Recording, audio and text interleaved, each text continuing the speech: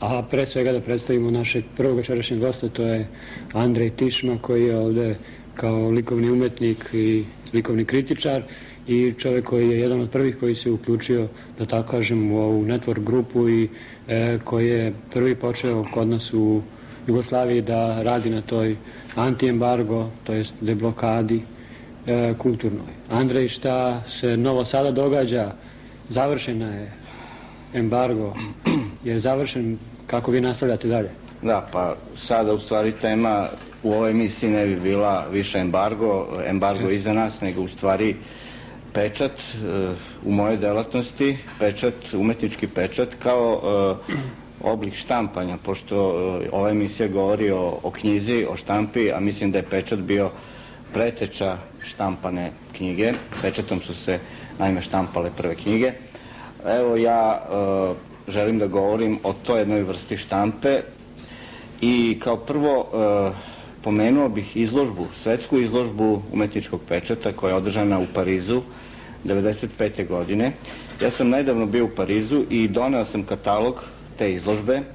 To je prvi put sakupljena umetnost pečata na jednom mestu. Muzej pošte u Parizu je tu jednu grandioznu izložbu priredio. Ovde vidimo dole ovaj katalog otvoren.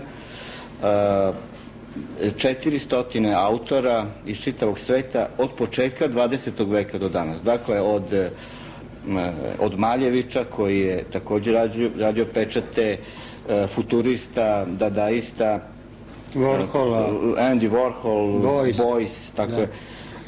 Dakle, gotovo svi najveći umetnici 20. veka imali su u svojoj aktivnosti aktivnost gumenim pečatom i ova publikacija upravo o tome govori. Meni je velika čast što sam ja zastupljen. Vi ste jedan od autora koji je zastupljen na toj izložbi. Druga stvar koja se nadovezuje na to je u stvari moja samostalna izložba koja je ove godine bila u martu mesecu u San Francisku u Americi. Ja sam doneo publikaciju te galerije, Stamp Art galerije. Evo, to upravo vidimo i na ekranu. Oni su izdali serijski, specijalno povodom moje izložbe, 4 moja pečata. Dakle, oni su možemo da pogledamo? Da, otisaka pečata izradili jednu seriju pečata.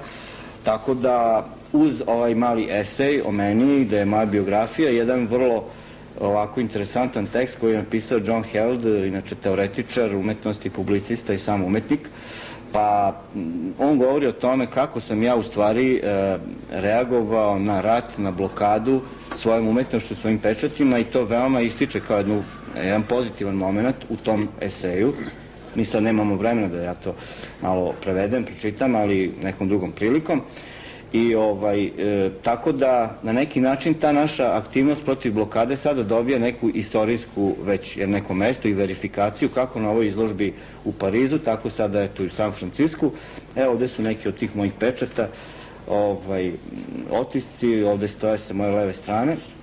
I još toliko da kažem da upravo sada u Novom Sadu traje moja izložba, jedan izbor od 100 pečata koje sam ja u poslednjih 15 godina radio i tu je katalog izložbe novosadske, dakle Patch Art u galeriji Upidiva, dakle galeriji primenjenih umetnika u Ilije Ognjanovića, tako da koga interesuje može da to vidi i u originalu.